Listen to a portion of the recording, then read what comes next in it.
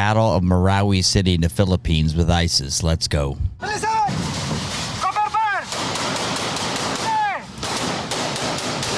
Lord. At first glance, these combat scenes are all too familiar. Looks like the Battle of Marawi City in Vietnam. The place is totally destroyed. I don't even know what they're shooting at. That's just unbelievable what can happen when you have these loving people come visit you. A deadly urban war where innocent civilians are undoubtedly being killed. I don't know why the term innocent civilians always bothers me. I don't think the young man or woman who joins the military, goes in, all of a sudden becomes not innocent anymore. In war, people are killed. It's no better if it's a military person or not.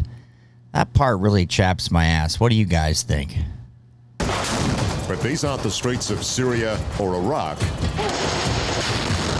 It's much closer to home.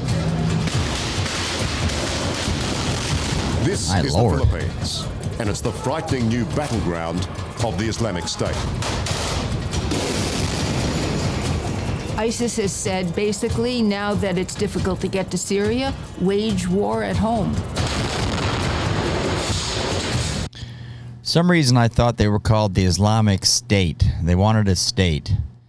I didn't think they wanted the whole world. That's where this gets confusing. I have my opinions on it. What do you guys think? Put it in the comments and we'll see what YouTube does. That's the new mode of ISIS. It's a guerrilla strategy using components from outside the heartland of the Middle East. Did this woman just wake up or what? They've been using a guerrilla strategy from day one. This isn't a new strategy. These are like talking points that don't make any sense that people, when they're 3 cocktails in, believe when they watch 60 Minutes. It took 5 long months for the Philippines Armed Forces to get the upper hand here. But they didn't wipe out ISIS altogether. Just meters from the battleground, we come face to face with the disillusioned men still pledging their allegiance to ISIS. I mean, these aren't honorable people. They're not going to line up across from you and fight like they did in the 1700s. They're going to be a building. There's going to be a family there. That's just what it is, right? This is why it's called guerrilla warfare. It's why it's called terrorism. And so the destruction here, I don't know what you do, right? I mean, I understand the Philippine government bombed it, trying to kill the ISIS combatants. But what do you guys think the answer to that is? Put it in the comments. Thoughtful. What do you do in this situation? You got these people that live in the Philippines, get disenfranchised. Now they're part of the Islamic State, which just means let's take over the world if you're not a believer. But you took over the city. You were responsible for killing a lot of people. That is to make the government afraid. A new generation of fighters, angry young men in their 20s, fathers in their 50s, armed and ready to fight again. So you and your friends are ready to strike. Yeah. Would you be happy to kill people like me? Our main is we will kill the people who's gonna kill us. We're just doing what God told us to do. The dense jungle of the southern Philippines has long been a breeding ground for local extremists. That's the confusing point. That's what God told us to do. I don't know how you can talk reason to people who say that. Now, I don't think they truly believe it. I think they're getting money. I think that's the issue. I don't think they're true believers in a religion, because most religions don't espouse, let's kill everybody. Now, if you read back to the original text, of course, they all become draconian, right? But I think this always boils down to money, creating chaos for lots of reasons. But what do you guys think? Put that in the comments. Groups. But what makes this battle different is the ability of ISIS to bring together disparate fighters under the one banner, all fighting for an exclusive Islamic State. Seems like they want an Islamic world. You know, Syria is a long way from the Philippines, and I don't get it. I think they should change their name to Islamic World or something.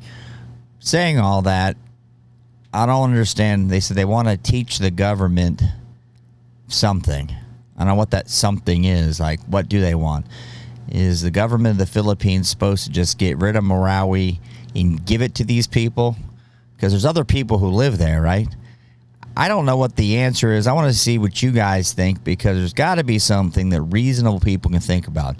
Now, in my opinion, all reason's out the window, but let's give it the old college try. 2 years ago, ISIS set its sights on Marawi City as its East Asia headquarters. Today, it lies in ruin. The bombed-out homes and shop fronts resembling the streets of Raqqa in Syria.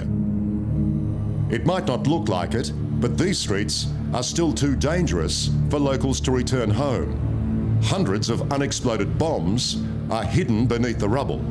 I don't know what this guy's talking about. It may not look like it.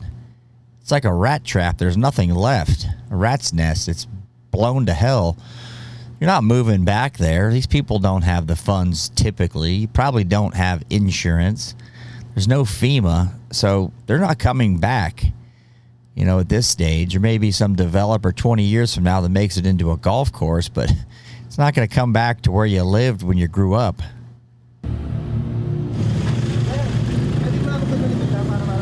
Military checkpoints guard the entrance to what's left of this city.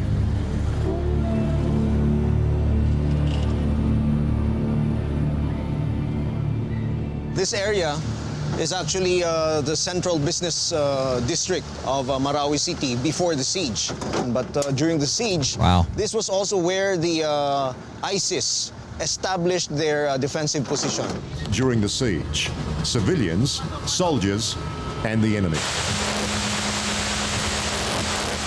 During the last days of the siege, the ISIS occupied most of these buildings, and so in order to drive them out, you had to drop bombs, no, to bombard these areas. That's why you'll notice that the buildings are like this. So you sent in the planes big time?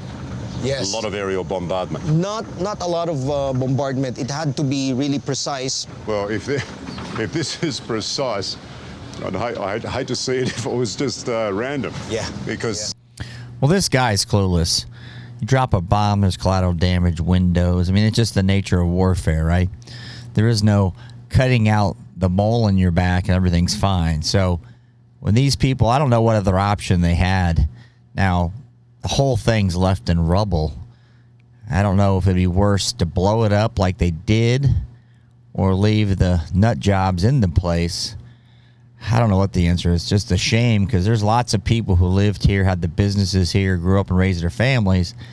It's destroyed. I mean, every building is just smashed. Yeah.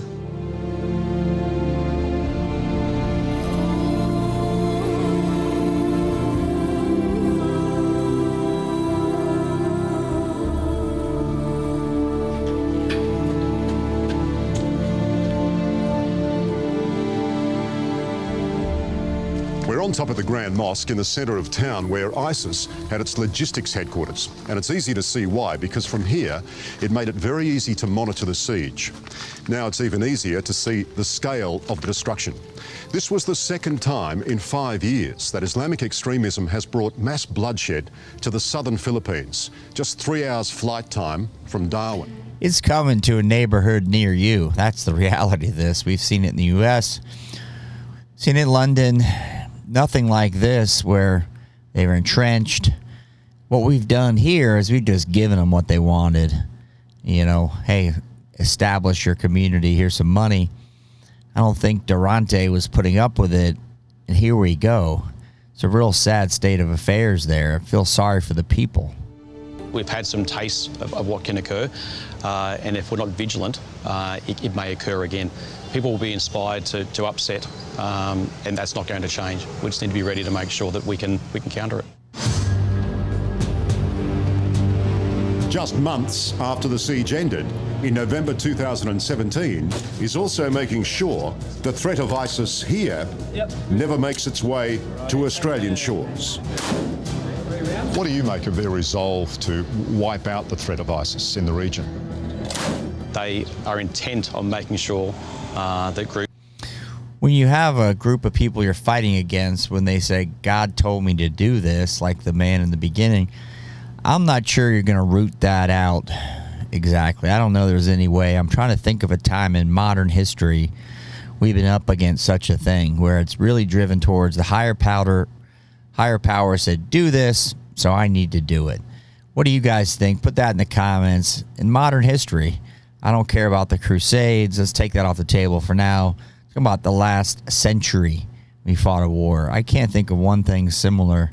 And it's been the last 2 decades. Groups like ISIS don't hold their foothold and don't get back on top again. They want them gone. Have been given access to this operation. More than 100 Australian troops from the Army, Air Force and Navy are on the ground here offering lessons they learnt in combat. The Philippines military were caught off guard when ISIS forced them to the streets of a major city. Good shot. Good, very good. Well, they have an advantage in the streets, right? They can hide amongst the people. They don't wear uniforms. How do you tell who the bad guy is? I don't know. Fighting in the jungle, tell people, get out of the jungle, and we're coming in. You know who the bad guy is. But in the cities, what do? People got to leave their homes. Good. What's the idea behind it? So to increase speed and accuracy. Warrant Officer Ryan Young says this training is making the soldiers more confident in battle.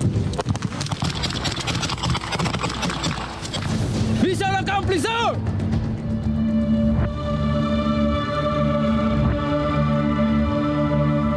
It might look like a tropical tourist retreat, but the Sulu Sea off the coast of Zamboanga is popular with local extremist groups looking to make big bucks from kidnap for ransom. It's also the jumping off point for foreign fighters who want to... You figure, what do they do with the money, right? Kidnap for ransom. They get money, they spend it on whatever their indulgences are, but then it goes somewhere, right? It goes either to fight the cause elsewhere. So that's how these people fund these things, whether it's oil money, it's ransom money, it's drugs, and heroin trade. There's got to be a way they fund this. They got to pay these people who fight. They got to give them bullets and butter and beans, right? So I'm not sure how they do it, but it's a funding issue that we need to squelch because these people don't have money. They don't have a fight left in them. Train with local extremists on these lawless islands.